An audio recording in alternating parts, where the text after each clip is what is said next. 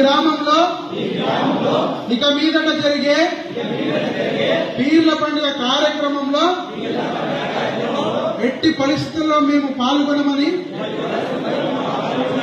హిందూ ధర్మాన్ని రక్షిస్తామని, సనాతన ధర్మద్రోహులకు ఎట్టి పరిస్థితుల్లో సహాయ సహకారాలు అందించమని, సనాతన ధర్మంలో ఉన్నటువంటి హిందూ దేవీ దేవతలను మాత్రమే పూజిస్తామని, మా దేవాలయాల్లో ఇచ్చేటువంటి బలి కార్యక్రమాల్లో ఇక మీదట ఎట్టి పరిస్థితుల్లో ముస్లింల చేత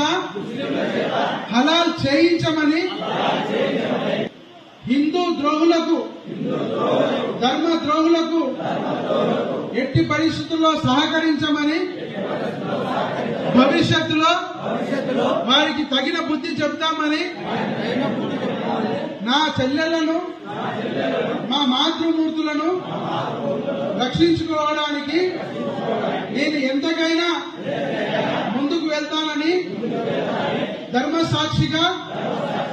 శ్రీకృష్ణుని సాక్షిగా, ఆ శ్రీరామచంద్రమూర్తి సాక్షిగా, భరతమాత సాక్షిగా ప్రమాణం చేస్తున్నాను. భారత్ మాతా కీ